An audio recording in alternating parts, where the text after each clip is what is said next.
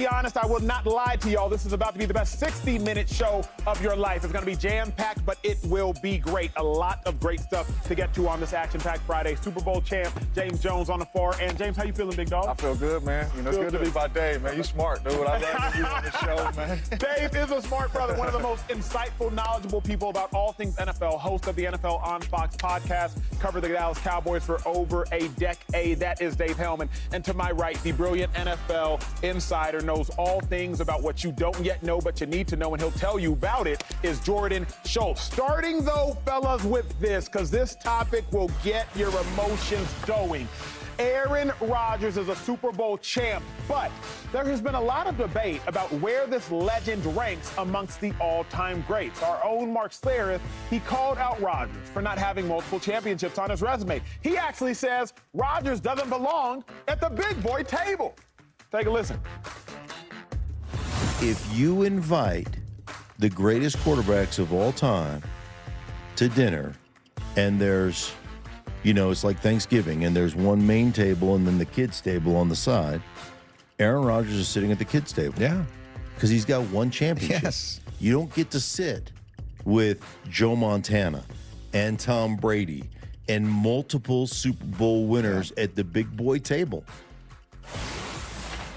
Rodgers don't get to sit with the big boys at the big boy table. If you're talking Aaron Rodgers, there is no more important voice to hear than the voice to Dave Hellman's. We're taking it over here, right? That's the most important voice you can hear on national television whenever discussing Aaron Rodgers. You want a Super Bowl, James Jones, with Aaron Rodgers. It's always an honor and a treat to listen to your insight and intellect when talking about Rodgers. Viewers, you are in for a treat. Relax, turn your volumes up, and James, I will ask you first. Do you agree with Mark Schlereth that Rodgers has to sit at the kiddie table?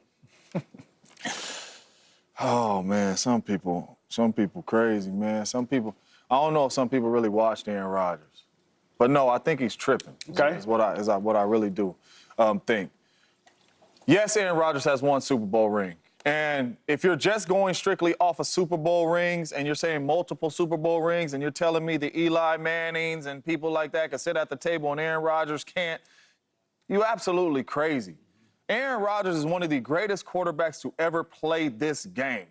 From winning, from talent, from everything. When people talk about Aaron Rodgers, they talk about him just because he only has one Super Bowl appearance. Like the other stuff he accomplished don't matter. That part. Like for me, like the man is a 4-time MVP, a Super Bowl MVP.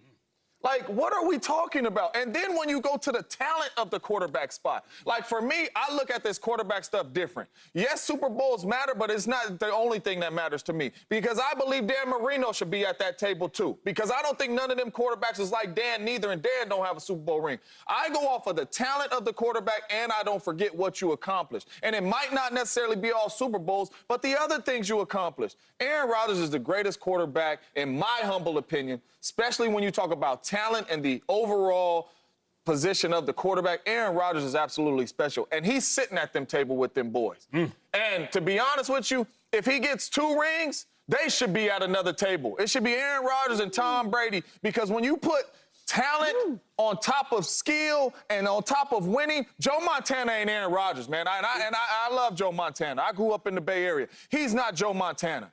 Now we talking about the Patties, we talking about the Aarons, we talking about the Bradys. Other than that, I don't think a lot of those dudes, especially when you put the whole package together, can sit at the table with Aaron Rodgers. And I understand everybody want to go straight to the Super Bowl rings. Man, I understand that. But don't forget what Aaron Rodgers has done for this game and the things he's accomplished, man, even if it's only one Super Bowl. Yeah, that's very true. I agree with you. Now, what's interesting is if the table is just a 4-top like in L.A. and, you know, you got to get a reservation and all there is 4 people sitting at the high top because you couldn't actually get the 7 p.m. reservation in the booth in the corner section, I get it. Because if it's a high top and it's 4 people, I see Peyton, I see Montana, I see Brady, I see Mahomes. Multiple Super Bowls and multiple MVPs. So I'm with James Jones on that. It's not exclusively about Super Bowls. I want to see individual accolades and I want to see collective talent. If it's just a 4-top, it's those 4. I won't argue with you. That's fine. But what Schlereth said was Thanksgiving. I'm glad you said that, because I was like, we're not talking about a 4-top. He said Thanksgiving. Who has 4 people at Thanksgiving? Exactly right. And at Thanksgiving in the Acho household, we do have the adults table, which can seat about 8. Yeah. And there is that second living room, which seats about 12 to 14. Kids is running around. Yeah. The young adults are sitting at. So I understand the concept of a big table and a kiddie table. Aaron Rodgers is sitting at most any and every table in the National Football League because of his talent. And the dilemma when you try to have an unnuanced conversation about Rodgers is you start bringing up Super Bowls exclusively. But then the problem is you have to enter in guys like Eli Manning, who have more Super Bowls than Rodgers. Ben Roethlisberger, who has more Super Bowls than Rodgers. Troy Aikman, who has more Super Bowls than Rodgers. And you cannot compare the talent of Eli Manning or Ben Roethlisberger or Troy Aikman to the talent of Aaron Rodgers. Aaron Rodgers is supremely talented. So I believe that Rodgers can sit at any and just about every table outside of, if there's just 4 sitting down, Peyton, Montana, Brady, Mahomes, they can sit. But outside of that, Rodgers going to get him a seat, Dave Hellman. Let's also address the elephant in the room, and it's unfortunate. And James, I know he's your guy. I really feel like the narrative about Aaron Rodgers is changing in front of our eyes because he's been a grating, annoying personality for the better part of 5 years at this point. I mean, you go back to 2020, that's when Aaron Rodgers started to be in so many conversations that weren't about football. Yeah. Like, I don't want to hear about immunization. I don't want to hear about whether he's running for vice president or darkness retreats or Dr. Fauci. I think I covered all of it. Like, people are tired of hearing about that stuff, I would guess, because I know I am. You can be annoyed and tired of hearing all of that without dragging Aaron Rodgers' football resume through the mud, because it is absolutely incredible. And I agree with everything y'all just said. I think Super Bowls are important if you're determining the absolute greatest. I'm not going to argue that with you. But this is a team game. You can't put team accolades all on one guy, even if it's somebody as important as a quarterback. You look at Aaron Rodgers, 4 MVPs. Only one guy has done better than that. That's it. Peyton. The absolute, the totality of what he has done, the wins, the stats, just, I hate to say eye test, but just watch Aaron Rodgers play football in his prime. I don't think any quarterback has ever played the position better than him when he was doing it at his absolute best. I know the team results aren't there. Are we going to hold that against Aaron Rodgers because the Packers couldn't field an onside kick a decade ago? I mean, that's what we're talking about here. And on the flip side, it's crazy how time helps us reshape these narratives, because we talked about this in the pre-show meeting. Peyton Manning threw for 140 yards and no touchdowns in his second Super Bowl. With all due respect to him, a sorry final season by all-time great standards. 9 touchdown passes and 17 picks in the year that the Denver Broncos won that Super Bowl. Von Miller, DeMarcus Ware, Aqib Talib, Chris Harris Jr., Malik Jackson. That's why the Broncos won that. But Peyton Manning gets to sit at this proverbial multiple ring table. Because of that, it's not fair. It's not any more fair than Aaron Rodgers being left out because the Packers had some brutal misses in the playoffs, some of which were his fault, at least one of which definitively was not his fault. He's one of the 5 or 6 best to ever do it.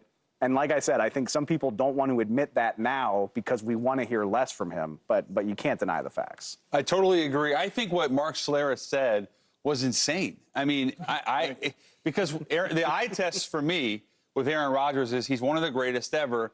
But I also would look at Dan Marino, who never won a Super Bowl. I look at Drew Brees, who won a Super Bowl, never won an MVP. And then I look at Aaron Rodgers. To me, he's better than both of those guys. Those guys, not all-time greats. So he wins the Super Bowl. He wins 4 MVPs, wins Super Bowl MVP. What else would he have what else does he need to do? So, like what Dave said, people get, maybe they don't want to hear from Aaron Rodgers from an opinionist standpoint. Don't let that change the fact that he is one of the greatest ever. And not only that, he's the most gifted thrower of the football I've ever seen. I think the only guy who can come close is Mahomes in terms of the natural gift. So, listen, I think Aaron Rodgers, whatever 4-seater, 5-seater table you want to put him at works for me.